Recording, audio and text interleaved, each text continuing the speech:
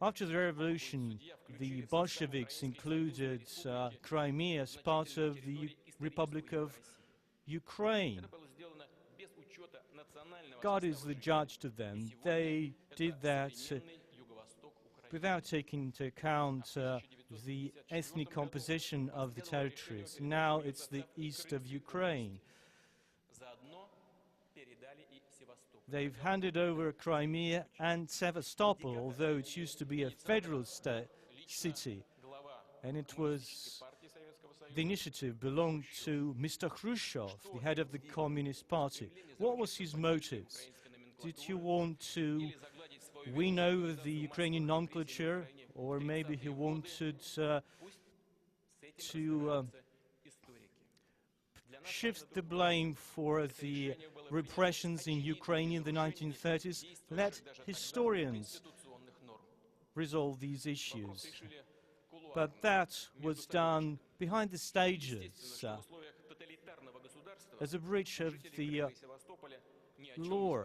And of course, in a totalitarian state, the residents of Crimea and Sevastopol were not asked about their free will. And of course, everyone had the questions and doubts. But we all realized, in the grand scheme of things, this was perceived as a mere formality, because we all used to belong to one big country, the Soviet Union, and it was inconceivable that sometime in the future Russia and Ukraine could be divided, could be different states, but that happened. So what was thought to be unbelievable has become a reality. The Soviet Union has collapsed. The events unfolded in such a fast way that none of the nations realized the dramatic nature of the event. Many people in Ukraine and Russia and other former Soviet republics believed that the new Commonwealth of Independent States would become a new statehood, because they were promised one single currency, a common economic space, one single armed forces, but that remained just on paper. We didn't see a new big country emerging. And when Crimea ended up in a different state, Russia realized that it was not just robbed, it was robbed in broad daylight. And we have to admit that Russia itself contributed to that process by asking everyone to take as many sovereignty as possible. And of course, Crimea was forgotten, was in oblivion. Millions of Russians went to bed in one country and woke up abroad in a totally different country. They became minorities overnight, and the Russian people have become one divided nation on the planet. The Black Sea Fleet was in oblivion, and Crimeans say that in 1999 they were handed over just like a sack of potatoes, and I can't but agree with it. So what did the Russian state do? Well, Russia gave up. They put up with the realities and swallowed that bitter situation. Our country was in a state when it couldn't protect its interests, but people couldn't put up with that injustice. Many activists and citizens raised that issue. Many said that Crimea is a Russian land and Sevastopol is a Russian city. We all realized that, we felt that in our hearts, but we had to live with the realities, and we had to build on that, to work with Ukraine, with our fraternal nation. These relations have always been and will always be the most important one, and I'm not exaggerating.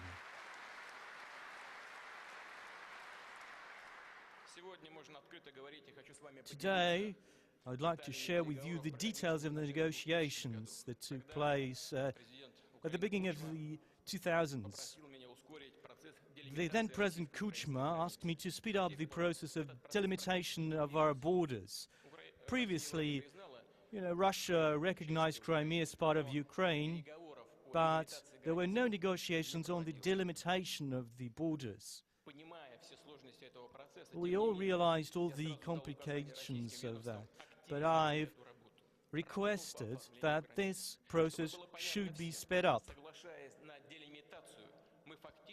By giving our consent to the delimitation, we've recognized Crimea as a part of Ukrainian territory, and we've closed this issue. And we met Ukraine halfway, not just on Crimea, but also on the limitation of the Strait of Kerch and the Sea of Azov. What were our motives? We believe that we need good relations with Ukraine. That was the most important thing. And they shouldn't be held hostage to some territorial issues. But we believe that Ukraine would serve as a good neighbor, that Russian-speaking people would live in a democratic, civilized, friendly state, that their legal rights would be ensured according to the norms of international law. These were our hopes. But the situation unfolded in a completely different way. We've seen attempts to ban the Russian language and to assimilate the Russian population. And of course, Russians, just like other minorities, suffered from constant political crisis that's Ukraine been going through for 20 years. I realize why people in Ukraine wanted change. During those years of independence, the powers, they have been fed up with the powers. Presidents have changed, they came and go, MPs came and go, but their attitude to the country stayed the same. They used Ukraine as a cow they milked. They fought and vied over the financial flows, and they didn't understand the realities on the ground. Many Ukrainians have to flee Ukraine and to work in other countries. They don't go to the Silicon Valley, they just go to some odd jobs. About 3 million Ukrainians worked in Russia, and in 2013 they earned about 20 billion US dollars. That's about 12% of Ukraine's GDP. So I would like to say again that I sympathize with those who were on Maidan with peaceful slogans. They spoke against misery and poverty, but elections exist as a procedure to change power. But those who were behind the latest events in Ukraine had other goals in mind. They wanted to stage a coup, another coup. They wanted to seize power regardless of anything. They've used terror, violence, and murders, and pogroms. Who executed that? It's neo-Nazis, nationalists, and anti-Semites, and those who were stirring up anti-Russian sentiments. And they still define the political stage in Ukraine. And they first tried to revise the language policy, and that would undermine the rights of minorities. But the Western sponsors of those politicians, the curators of the incumbent authorities, they've explained them that they shouldn't do so. These are wise people, I mean those in the West. They realize what a pure Ukrainian state would mean. That draft law was set aside, but it's somewhere in the reserve. It's still there. Everyone's trying to ignore it, but maybe they think that human memory is too short. But we all realize what the Ukrainian neo-Nazi forces want to do. As you know, they are the descendants, they support descendants of the Bandera movement, those who was an associate of Adolf Hitler in Ukraine.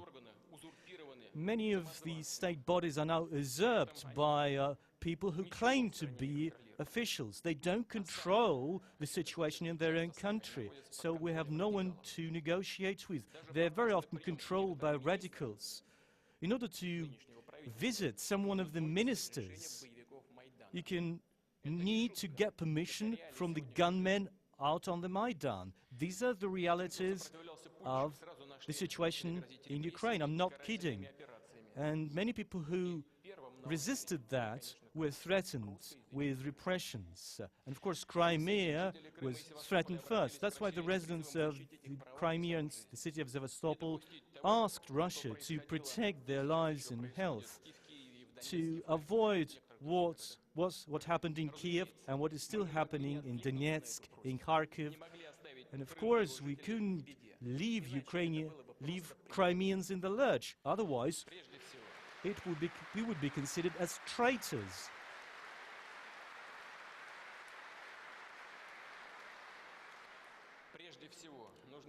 First and foremost, we needed to create conditions so that they could exercise in a free will the right to self-determination for the first time in history. So what do we hear from our colleagues in the West and Europe? They say that we are violating the norms of international law. It's good that they remember that international law still exists. It's better late than never.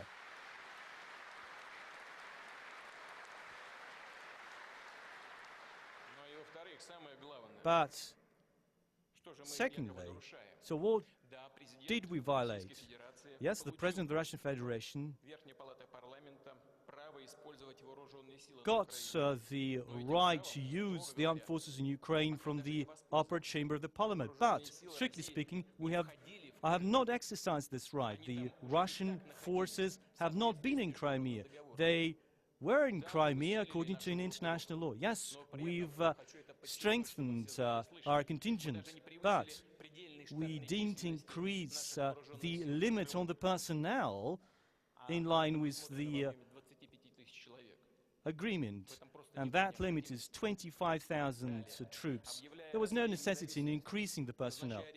So when the Crimean legislature set a date for referendum, they referred to the UN Charter, which gives the nations the right to self-determination. Ukraine did the same when it seceded from the Soviet Union back in the 1990s. Ukrainians have used this right, while Crimeans are denied this right. Why? Also, Crimeans used Kosovo as a precedent, and Western partners have set this precedent themselves with their own hands. And a situation which is completely the same to the situation in Crimea. They recognized Kosovo, and they proved that you don't actually need permission from central authorities to declare your country as sovereign one. And the UN International Court of Justice agreed with this. And in its advisory opinion, it said, I quote, that there is no general ban on unilateral declaration of independence. And there's been no documents in the Security Council that have any precedence on that. And international law has no bans in general on declaring independence in a unilateral way. So it's very clear. I don't often quote other documents, but I'll give you one more. This is the written memorandum by the US dated 2009. Again, I'm going to quote it. The Declaration on Independence can be, and this often happens, to violate domestic legislation. But it doesn't mean that there's a breach of international law. End of quote. So they've written their memorandum themselves, they've used it, they've pressured everyone to recognize Kosovo. Now they're indignant. Why?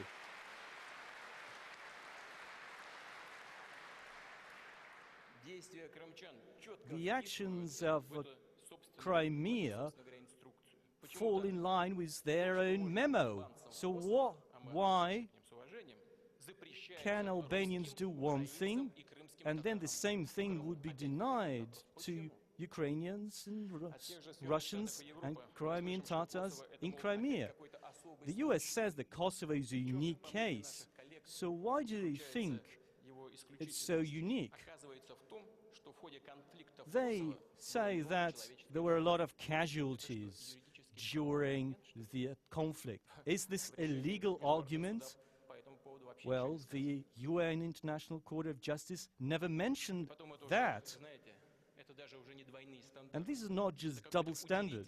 This is a primitive and straightforward cynicism. You can't just use the same things in your own interest. You can't call the same thing black one day and the same thing white the next day. Do we need to allow casualties to happen? We could have seen the same casualties had it not been for the Crimean self-defense forces.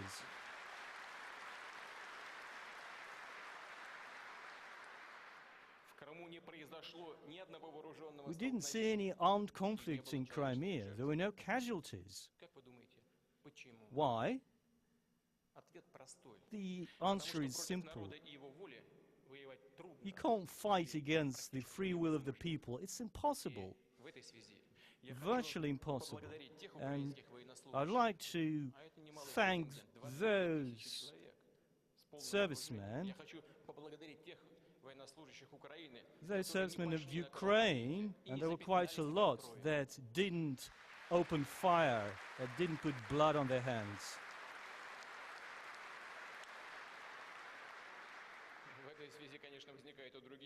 There are a lot of other thoughts coming up. They accuse us of some aggression, of some intervention, invasion of Ukraine. I cannot remember a single situation, single precedent in history when intervention would take place without a single shot. So what's happening in Ukraine reflects the unfolding situation around the world. After the bipolar world was removed, there's been no more stability. A lot of institutions degrade. Our Western partners, led by the US, prefer to use the right of a strong hand. They believe that they're unique, that they've been entrusted by God to decide the fates of other people. They do the way they think. They use force against sovereign states whenever they want to. They believe in zero-sum game. They build coalitions. They pressure on other states to get the resolutions the way they need. And if they can't do it, they ignore the Security Councils. That was the case in 1999 in Yugoslavia. It was impossible. I couldn't believe my eyes. But at the end of the 20th century, one of the European capitals was bombed for several weeks. That was Belgrade. And then an intervention took place. Was there any resolution authorized by the UN Security Council? Then we had Afghanistan, Iraq, and then they distorted the resolution of the UN on Libya. They didn't just administer a no-fly zone, they just bombed Libya. There were a series of orange revolutions. Of course, people in those countries are tired of tyranny, of poverty, of no prospects, but these interests, these feelings, the sentiment was exploited. These people were imposed a model which didn't fit with their traditions, with their culture. And what we have is violence, outbursts of revolutions, and the Arab Spring is now replaced by the Arab Winter. We saw the same scenario in 2004 in Ukraine. They wanted to push for their candidate. They've invented a third round of presidential election. That was a breach of law, a breach of constitution. And now they've deployed a well-trained army of gunmen. We do understand the reason. These were the actions against Ukraine, Russia, against the integration processes in Eurasia. And that was at a time when Russia wanted to have a genuine dialogue with the West. We always offer cooperation on a variety of issues. We want to build confidence. We want to work on an equitable basis. We want to have honest relations. But we didn't see any reciprocity. We were cheated, we were deceived. Some decisions were taken behind our back, and the same was with NATO's expansion to the east. The same was with deployment of the military infrastructure near borders. We were given the same mantra. They said, well, it's none of your business. But, well, you could say that easily, of course, but we couldn't swallow that. That was the same with the deployment of the missile defense. That's still going on despite our fears. That was the same with the procrastination on the visa agreements, and now we are threatened with sanctions. But we are living in a world of limits that have been imposed on us and that are very critical to our economy. In the Cold War, the US, and followed by other countries, introduced a huge ban on particular items of goods. Now this ban has been removed, but it's just formal. Many of the bans are still in force.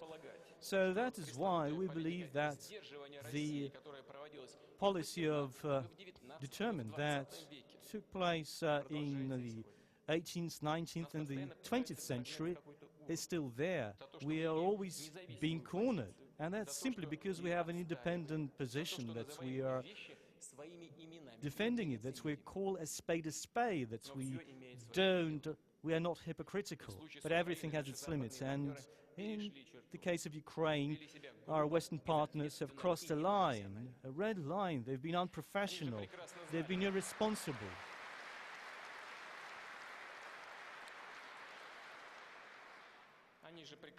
They knew perfectly well that there are millions of Russians in Crimea and Ukraine.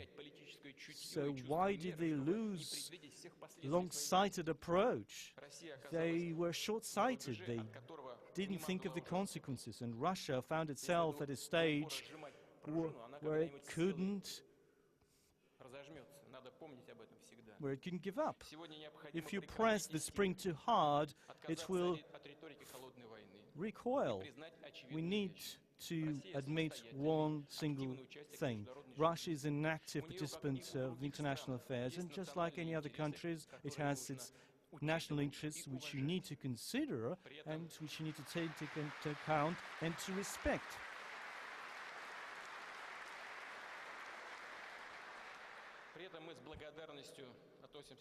And of course, we appreciate the actions of those countries that have respected our decision. I'd like to appreciate the actions of China.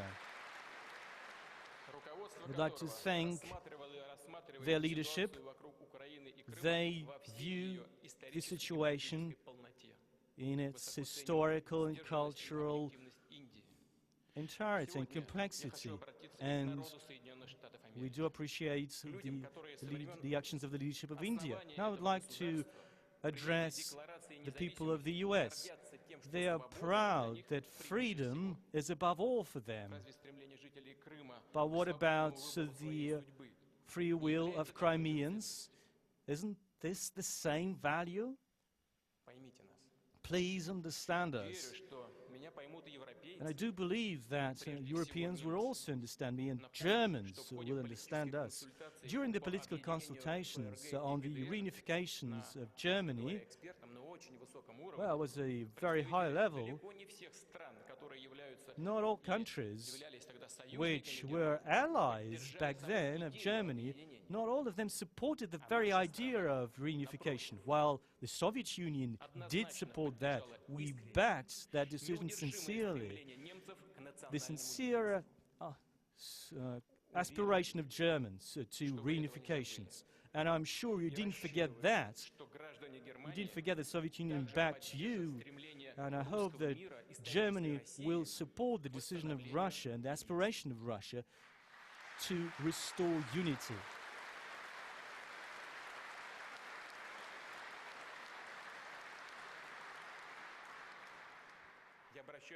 I'd like to address the people of Ukraine. I sincerely want you to understand us. We don't want to damage your interests or sentiment. We always respected the territorial sovereignty of Ukraine. Unlike those who used Ukraine to pursue their interests, have the slogans of United Ukraine, but they split Ukraine, and they are to blame for the divisions that currently exist in Ukraine. Don't believe those who say that Russia will take other regions after Crimea. We don't need that. Crimea has always been and will always be both Russian, Ukrainian, and Crimean Tatar.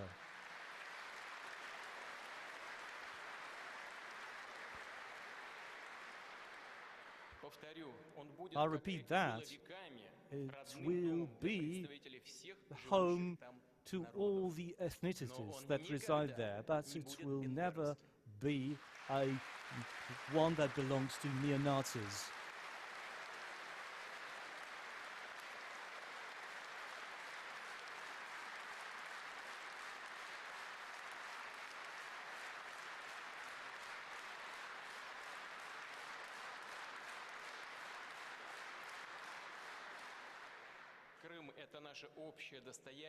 Crimea is our common legacy and a major factor of stability in the region.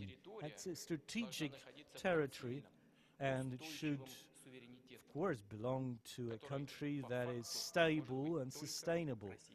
And it can only be Russia today.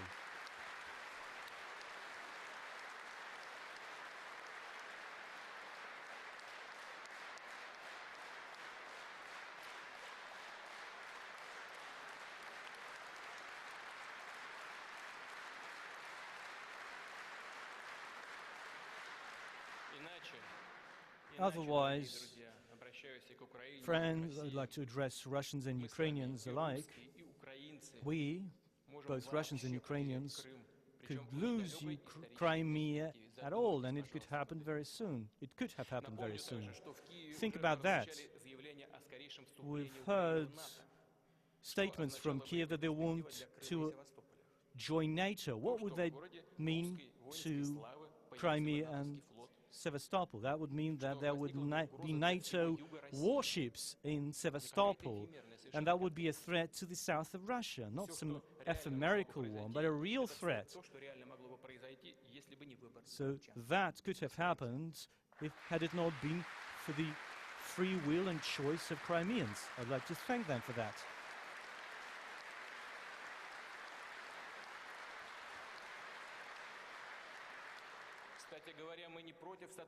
Also, of course, we welcome cooperation with NATO, but we don't want this military alliance, and it's the military alliance.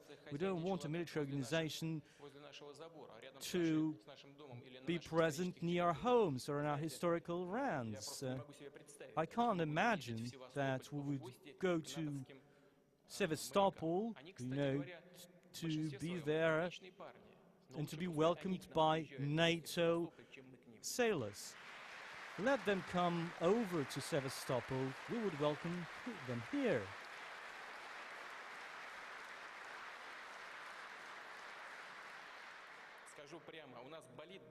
I'll put it straight. We sympathize with the people of Ukraine, with their suffering. They don't know what's going to be in the future. And our concerns are legitimate. We're not just close neighbors. As I put it many times, we're one nation. Kiev is the mother of all Russian cities. Ancient Russia is our roots. We won't be able to live without each other. Millions of Russians will live in Ukraine, and Russian-speaking people, and Russia will always protect their interests using political, diplomatic, and legal means. But first of all,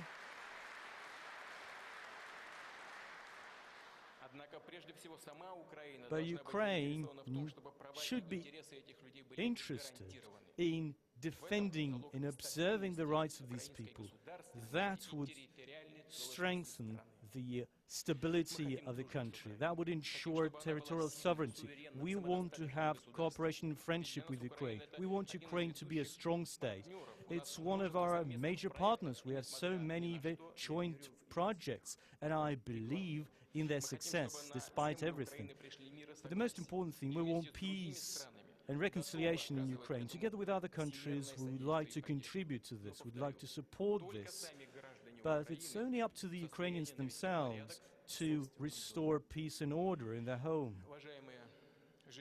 Distinguished Crimeans and the residents of Sevastopol, Russia admired your courage, dignity. It's you who decided the fate of Crimea.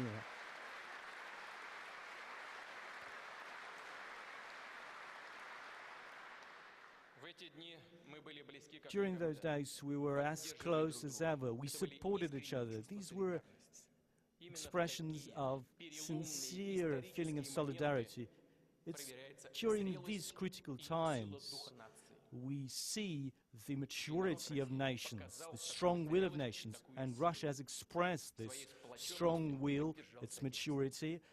It stood united and it supported their compatriots.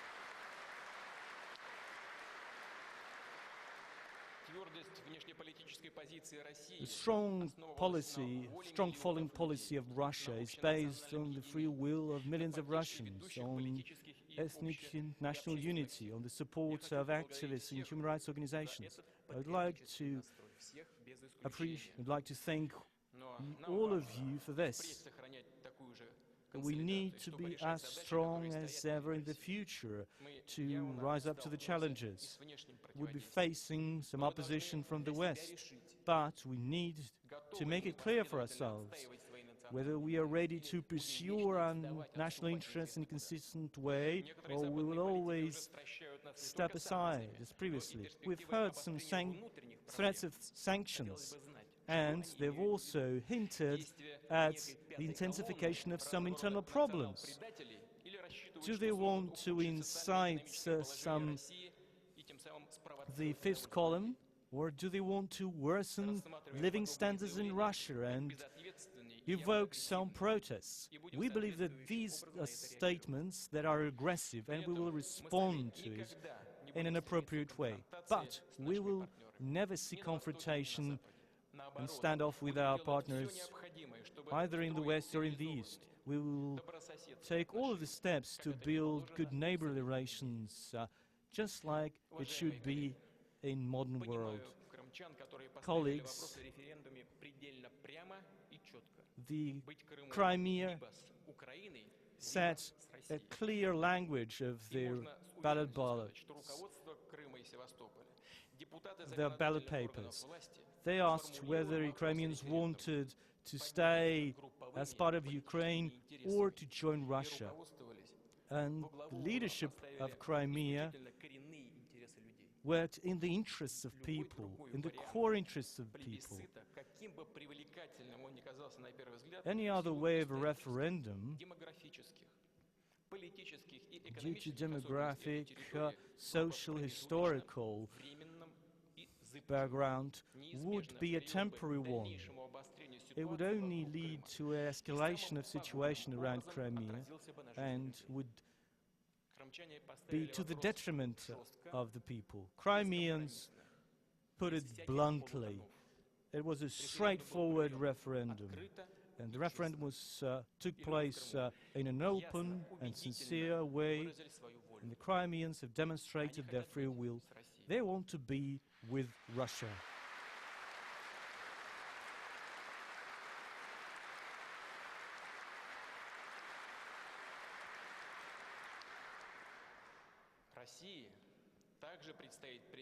Russia will have to take a very complicated decision, given the mixture of internal and external factors. So what do Russians think? What is the sentiment? Of course, like in any democratic state, we have different opinions, but the position of the absolute majority, absolute, I underline, is obvious. You've seen the polls, the recent polls. About 95% of Russians believe that Russia needs to protect the interests of Russians and other ethnicities that live in Crimea. 95%, mind you. And more than 83% believe that Russia must do it, even though this position would complicate our relations with other states. 83%. 86% of people are convinced that Crimea is still part of Russia, is still a Russian land.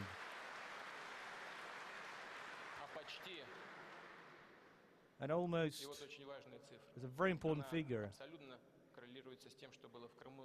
It does correlate with what you saw at referendum. Almost 92% believe that Crimea should be made part of Russia.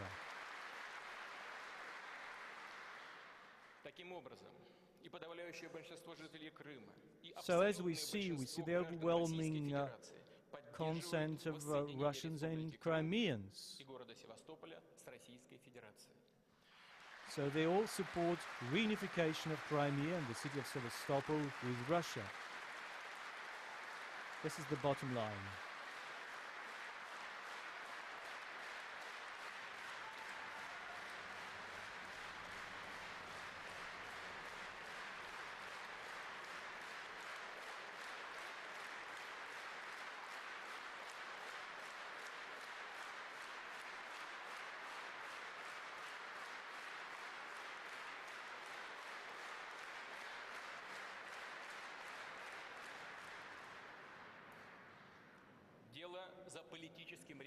Now it's up to Russia to make the political decision.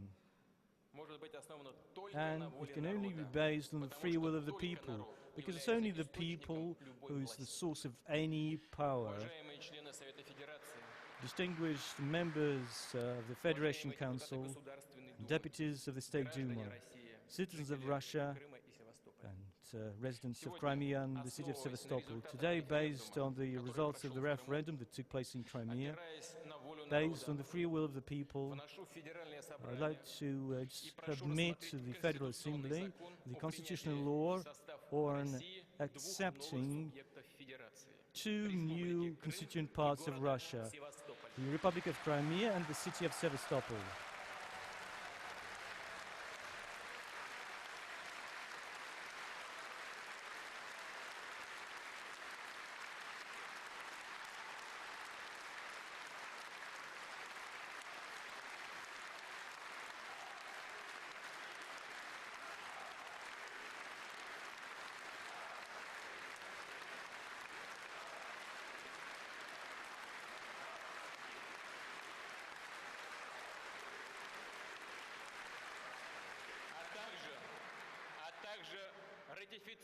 And to ratify the treaty on accepting Crimea and the city of Sevastopol as part of Russia.